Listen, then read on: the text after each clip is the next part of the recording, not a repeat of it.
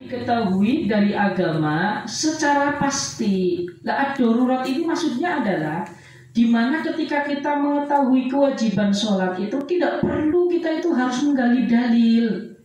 Makanya salah kalau misalkan duhur itu wajib. Mana sih dalilnya kalau sholat duhur itu wajib? Tidak, karena ini adalah sesuatu yang memang secara langsung harus dipahami oleh setiap manusia. Sudah dari turun-temurun, ya, dari generasi ke generasi, dari abad ke abad, itu kalau sholat 5 waktu itu adalah fardhu ain. Makanya tidak perlu kita itu mencari dalilnya mana. Makanya di sini adalah ulima minad dini bid-darurati. Nah, karena memang ini sudah sesuatu yang sudah pasti ketahuannya, fayakfuru jahiduha, maka dikatakan kafir orang yang menentang akan kewajiban sholat. Menentang kewajiban sholat itu ya berarti dia tidak sudah sholat itu tidak wajib kok. Duhur tidak wajib, asar tidak wajib, maghrib tidak wajib. Itu ya tidak boleh ya. Ini tidak boleh ditentang semacam ini. Ini karena fikih ini ekstrim ya. Nanti itu dikatakan kafir. Kalau kafir itu ya nanti ketika meninggal itu bahaya. Tidak boleh disolati, tidak boleh didoai, dan tidak boleh dimakamkan di pemakamannya muslim. Ini bahaya sekali. Ya ini juga harus ini ya. Wajibnya ini nanti sholat 5 waktu itu sejak orang itu mulai balik. Ya balik itu ya tandanya ya kalau laki-laki itu dengan ikhtilam atau bermimpi, atau dengan genapnya usia 15 tahun. Kalau perempuan ya dengan adanya haid atau dengan genapnya usia 9 tahun. Itu sudah mulai wajib. Makanya tidak boleh muncul pemikiran, lah sholat itu ya itu namanya aktivitas orang yang sudah pensiun. Nah kalau belum pensiun ya nggak usah sholat, dan nanti sholat pensiun. Ya tapi kan timbangan kita di akhirat nanti itu setelah kita balik. Nah kalau kita sholatnya mulai dari usia 60 tahun sampai 70, 10 tahun. Ya sementara itu yang 5 sebelum-sebelumnya itu mau dihitung apa? Ya timbangannya digonjleng, baiknya sedikit, tidak baiknya banyak. Maka penanaman bahwasanya pemikiran orang yang mengatakan masjid itu ya kalau kita itu sudah dekat kuburannya, ini adalah pemikiran yang salah. Emangnya yang dihitung itu hanya amal-amal di akhirnya saja? Yang penting sudah sholat yang sebelumnya adalah orang sedia tuh. Ya enggak ya, karena amal manusia itu dicatat oleh Raqib dan Atid ya ketika dia sudah sampai sinul buluh ya. Sudah sampai usia-usia balik ya. Makanya itu tanamkan kewajiban sholat kepada anak-anak kita sejak usia dini. Itu harus itu ya.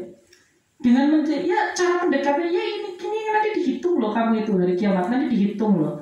Dari usia kalau perempuan 9 tahun itu sudah dihitung ya. Kalau sholatnya mulai 20 tahun ya berarti 11 tahun itu masih hutang, Nah, harus dikodo itu sana ya.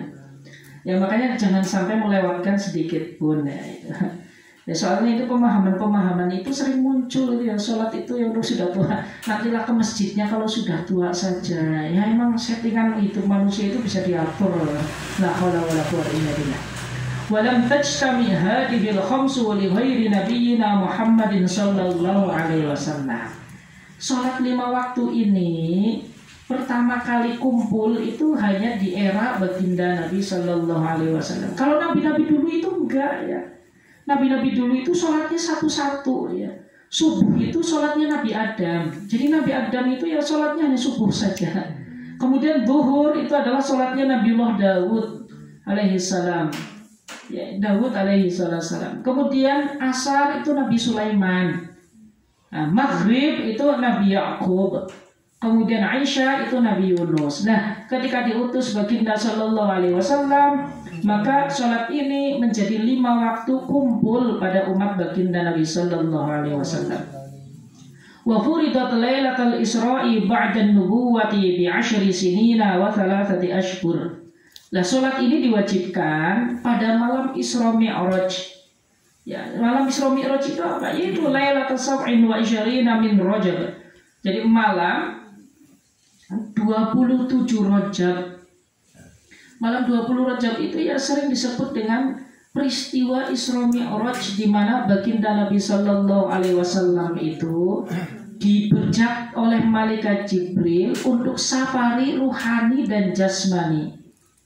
Untuk apa? Untuk melihat kebesaran-kebesaran Allah dan untuk bertemu dengan Allah Subhanahu wa taala. Maka dari Masjidil Haram diberangkatkan ke Masjidil Aqsa, yaitu di dalam Al-Quran surat Al-Isra itu subhanalladzi asra bi'abdihi lailan minal masjidil haram ilal masjidil aqsa alladzi barakna haulahu linuriyahu min ayatina innahu was-sami'ul basir. Nah itu dari Masjidil Haram sampai ke Masjidil Aqsa. Masjidil Aqsa baru naik ke Sidratul Muntaha dengan kendaraan khusus yang namanya buraq. Nah buraq itu ya kecepatannya itu lebih dari berkali-kali lipat kecepatan cahaya. Cuma ini namanya peristiwa mukjizat. Peristiwa mukjizat itu adalah suatu peristiwa yang ketika dinalar dengan akal manusia itu sangat tidak mungkin. Tetapi karena memang itu mukjizat, makanya jadi mungkin. Ya kan? Kalau nalar manusia kan tidak mungkin manusia itu tanpa ada peralatan yang kuat itu mampu menembus atmosfer langit. Kalau toh mampu menembus ataupun menembus ruang hampa, ya badannya itu hancur. Badannya hancur. Karena tekanan udara atau tekanan air itu tidak akan mampu bisa ditahan oleh tubuh manusia secara normal. Itu tidak mungkin. Coba manusia itu menyelam ke laut, kalau sudah sampai kedalaman 100 meter, maka pernapasan semakin sulit. Semakin dalam, semakin dalam, semakin dalam, maka dimungkinkan badannya itu ya seperti orang diikat dengan karet itu. Gitu. Lah ini, Nabi itu kan dari Masjidil Haram ke Masjidil Aqsa, lalu kemudian ke Sidratul Muntaha, naik ke atas langit 1, langit 2, langit 3, langit 4 sampai langit ke-7. Ya ini namanya peristiwa, namanya mukjizat. Jadi kalau mukjizat itu ya masuk akal tidak masuk akal, namanya juga mukjizat itu ya. Jadi sangat-sangat tidak mungkin untuk dinalar dengan akal manusia. Nah, kewajiban kita sebagai seorang mukmin adalah menerima hal tersebut selagi berlandaskan kepada dalil-dalil yang bersifat pasti. Dalam hal ini adalah hadis daripada baginda Rasul sallallahu alaihi wasallam. Nah, dalam peristiwa Isra Mi'raj, Nabi mendapat titah untuk melaksanakan sholat. Sebagian ulama mengatakan banyak Nabi di situ bertemu dengan Allah.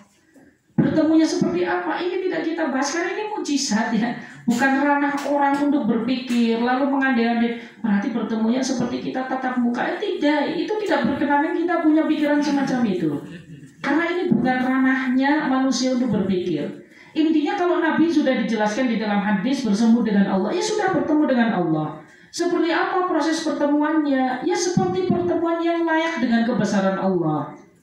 Karena Allah itu ketika kita berbicara tentang Allah, maka jangan pernah terbesit di dalam hati kita kalau Allah itu seperti sifatnya manusia. Maka ketika bertemu dengan Allah, maka tidak boleh kita berpikir ya berarti seperti pertemuan kita dengan sesama manusia. Itu tidak. Ya Allah itu tidak sama dengan makhluk. Oleh karenanya jangan pernah berpikir sedikit pun ketika berbicara tentang Allah lalu kita menggambarkannya di dalam kehidupan yang nyata, kehidupan kita. Itu tidak bisa. Termasuk ayat-ayat Al-Quran yang berbicara bahwasanya Allah itu duduk di arsy, ya jangan lalu kita pikirkan berarti kayak orang duduk di kursi ya. Tidak. Ini tidak boleh ada pemikiran yang semacam itu. Karena memang ini namanya memikirkan sesuatu yang tidak akan pernah bisa untuk dipikirkan. Dan akal manusia tidak akan pernah mampu sedikit pun. Nah sumbernya apa? Ya hanya berasal daripada Al-Quran dan Al-Hadis. Walam tajid subhu yaumi tilkal lailati li'adamil ilmi bikaifiyatiha. Hanya saja sholat subuh di saat itu belum diwajibkan karena memang caranya belum diketahui. Ya ini nanti diwajibkan itu setelah sholat-sholat yang lainnya. Sudah cukup?